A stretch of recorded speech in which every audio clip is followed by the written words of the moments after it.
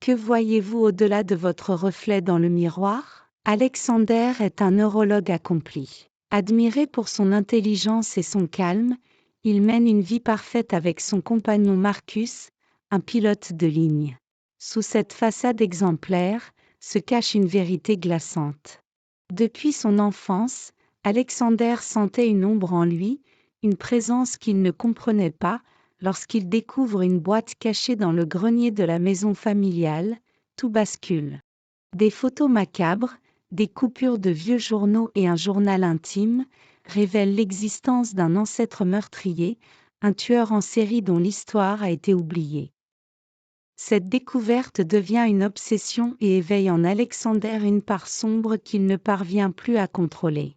Dans une ville rongée par la peur, un tueur insaisissable cible méthodiquement ses victimes, laissant derrière lui un sillage de terreur. Alexander Reeves, brillant neurologue et modèle d'élégance, dissimule un secret glaçant.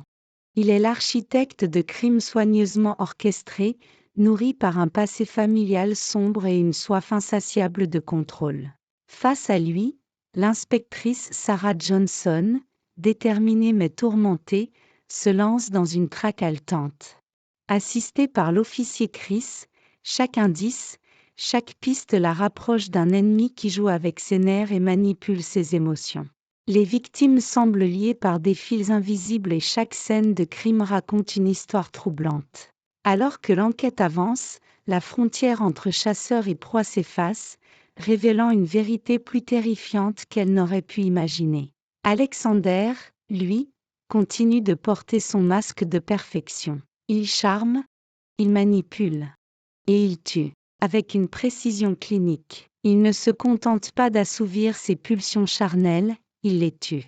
Et les orchestre comme des œuvres d'art, des hommages silencieux à son ancêtre. Pourtant, derrière ces gestes méticuleux, des fissures apparaissent. Ses souvenirs d'enfance et ses pulsions présentes se mêlent, le plongeant dans une lutte intérieure où il tente de trouver un sens à son existence. Sarah et Chris, accablés par leurs propres démons, poursuivent une vérité qui pourrait bien les détruire. Ils sont confrontés à des dilemmes moraux déchirants, à des choix qui les poussent à se demander s'ils ne ressemblent pas aux monstres qu'ils pourchassent. L'étau se resserre autour du tueur, mais Alexander reste insaisissable. Il les devance toujours d'un cran, jouant avec eux comme un maître d'échecs dans une partie mortelle. Miroir brisé n'est pas qu'un thriller. C'est une exploration des ombres qui habitent chaque être humain, une plongée dans les recoins les plus sombres de la psyché.